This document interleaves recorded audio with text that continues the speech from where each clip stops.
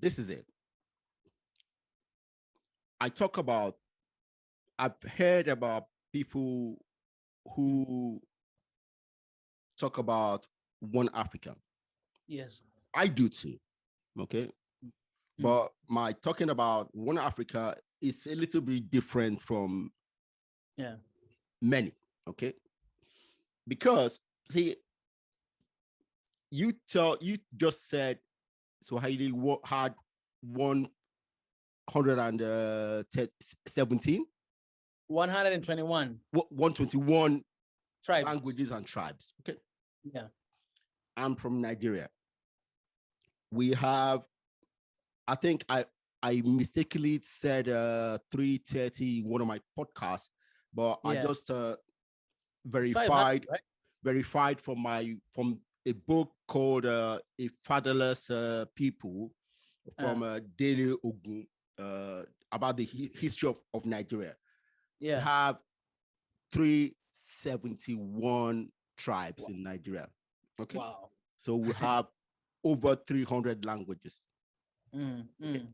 Now, if you look through Africa,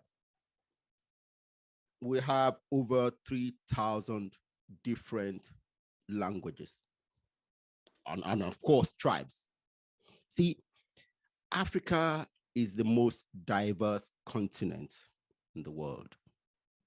Okay. Africa is the most diverse continent in terms of languages, in terms of tribes, even the basic. See, every gene in human DNA you can find in Africa. Every gene. Okay. So we are so diverse people. And if we want to unite, we need to see our diversity, acknowledge it. See, because like President Yenre did a good thing by uniting the people through one language. It was a very great thing he did there. Okay. Now, did he stop anybody from speaking their own local languages? No. Very good. Very good. So you guys in Tanzania still speak your tribal languages as well as Swahili. That is good. That is excellent. Yeah. Now, what I ask people is this. See, many young Africans, I ask them, do you understand what being a very diverse continent brings? Okay, because if you want all of us to unite, we need to understand what the challenge is. If you don't understand the challenge, then you can't do anything to mitigate them. And what I've seen is that most of our young people who shout one Africa, one Africa, one Africa, do not understand the basic challenge of our diversity. What do you say about that? I agree with you 100%. I agree with you 100% that, in order for us to find solutions to issues that we're going through, we must understand the source of our problem, the roots of our issues. Then we'll be able to actually, solve the problem. And one thing that you say that is very important is that diversity.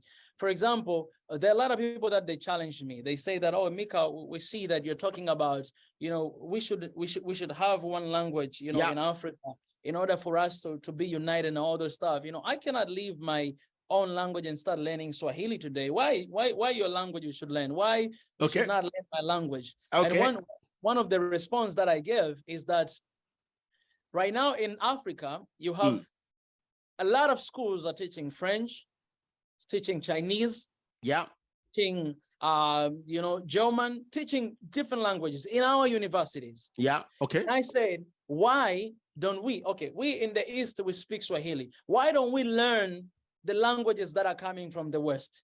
You know, because I know the popular language in Africa, the first one, of course, is Swahili. Majority of people are speaking. And then the second one, I want to remember if it's, I don't know if it's Igbo or this one language. No, it can be Igbo. Maybe Hausa. Because the Hausa language is spoken by the Hausas. At least in Nigeria, it's spoken by the Hausa and also by the Fulanis. They are very big tribes. In Western Africa. So I was looking at that. I saw that it was the second one, and then the third one, it was Amharic, that is spoken by Ethiopia. You know, Ethiopia is the second largest population in Africa, and even Eritrea, some part of Eritrea. So after seeing that, I said, why don't we start by learning our languages? Okay. Like people from the West learning the language from the East. Let us learn the language from the West. Let us learn the language from the North, and from that point, we'll be like all of us will be having ability to actually speak multiple African languages, and we can be able to integrate with one another. Because the thing is, we need to bring our people together, and bringing our people together, we need to have our own identity that can hold us together, and also like to have that sense of identity that we communicate with our own language, we communicate with our own people. And I was really encouraged, because I found out there's one university in Ghana, I think the biggest university in Ghana, they have a Swahili, lecture there. They're teaching Swahili. Okay. And everywhere in South Korea, all universities, they're learning Swahili. Now, if you go to the UK, I'll ask you this question.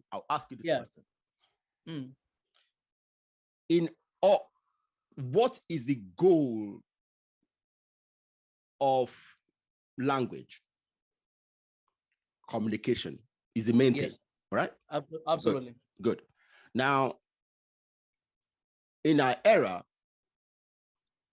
if we want to communicate, it's not only speech, it's also in writing. Okay. Now, let me ask you, can you write and read in Swahili?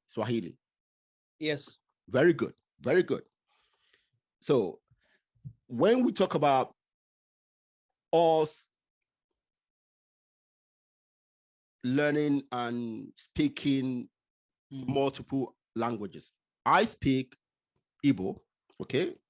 I speak Yoruba, and I speak English. Yeah. Now, I used to be able to read Igbo and Yoruba when I was in primary school, but I didn't read in those languages more than primary 3 or 4, okay? Because the books I was reading were not written in those languages, okay? Now, in this era, we need to learn science. That's the most important thing we need to learn, actually. Okay, in terms of schooling, okay, we need more people to get into science. Okay, now are the books we need to read in science written in any African language? I guess in the North, where they speak predominantly Arabic. Okay. Those books are written in Arabic.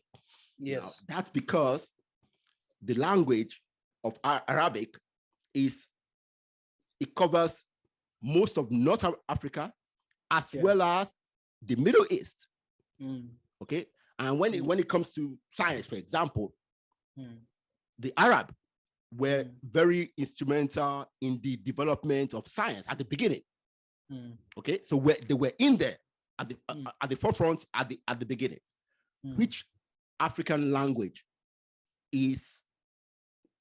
has been used to communicate science? I'll say this. Giz. What? Giz. Giz, the bird is an African alphabet. Okay. That is coming from Ethiopia. Okay. Ethiopia is the only country that are using the African alphabet, like its own alphabet. It's not, they're not using the Latin. Okay. They're using, and that is I didn't know that. Okay. Exactly. And that is Giz. They call Giz. Okay. And when you get there, because all of them, they're speaking, Amharic, as I say, that language is so rich and deep in everything, in science, in technology, in everything. And some of the suggestion that I had from that place, because I went there like 4 times. I love that place. People, they told me, you know what? We can actually, even at this age of time, we can develop and mix up our languages together to be able to have one common language. It could take a long time. I know it might take like years or something, but if it's something doable for the next generations, I think it's something that we can do. And as you know, why is it important for us to develop a new language just to have an African language? Why is it important? It is important because, for me, I reach out to that conclusion because there are people who are not agreeing with an idea of having a certain African language to use for all people.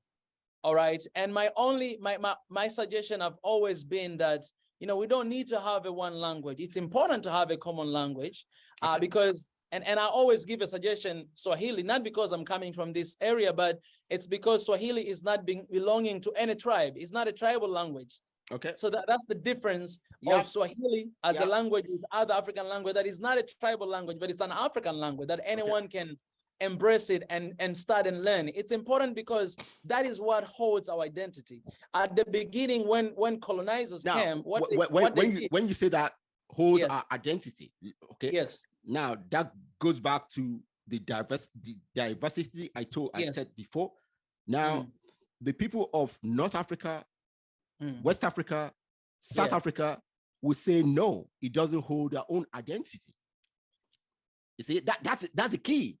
See, Swahili might hold the identity of Eastern Africans, but not any other region. Yes. Okay. See, this is why I say we really need to understand what challenge. Yeah. See, when you say this, people in West Africa will say no. Yeah. They'll say, why must I learn Swahili? Yeah. I don't know anything about that. It doesn't concern me anyway. So why should I learn it? And that's why I say this. Say that we don't need to have a single common language because Africa is a very diverse country. And the same thing I'll ask this, that then why should you learn English? Because you're still learning English in school, and it's not even your language, right? It's not even an African language, but there's an importance for us to learn African languages because whether we agree or not, but our identity as an African. When you say sorry, I'm cutting you short. Okay, but I haven't finished that point. That's very important. Finish. Yeah, sorry. That all of us, first of all, Africa as an African, we are in a single identity, and that is Africans. That's the first thing that we have as an African. We are in that one bag of Africans. And then when you enter inside Africa, you find all these different diversities of languages, of countries, of all these things that were actually later on introduced by somebody else. But we have all these small identities all over the place. So if we have to go back to our identity as Africans, we need to start be the believers of African identities, African languages, African norms and traditions. I can learn for example, the language from the West. I can learn tradition of the West. I can travel there, to understand, to do something. The same thing it could be for people from the West to go to the East, because eventually, at the end of the day, I will say this again. I never knew Ethiopia before because I've never been there, and I was not even interested.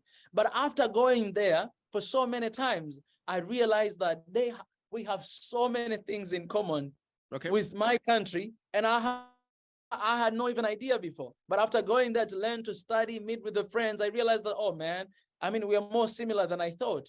You know, some of us might be light skinned, some of them we might be dark skinned, but man, we are actually one people. Okay. That's what I thought. I mean, that's what I'm thinking right now, because I found out even my brother's wife, she's actually originally from Ethiopia. And she was here like for years and nobody knew that, you know. So you can go anywhere like in the continent and you'll find that. You'll find some people roots from here and there. For example, if you go to Zanzibar, Zanzibar is the place where slave trade began. That was like the main point, that people were taken, going to the Arabic countries and everywhere. There were a huge market in East Africa of slave trade in Zanzibar. But at that time, a lot of people that they were brought there, some of them, they ran away. Some of them, they came to the mainland. And when they came to the mainland, they married and they had their kids, but they were not originally from here. So today, when you come to Tanzania, you'll find people from the southern part of Africa, western side of Africa. You find people from the Horn of Africa that still is eastern side of Africa. All of them are here, and we call them Tanzania, and we are all Tanzanians. Okay, we are all that's great. Yes. That's great. Now,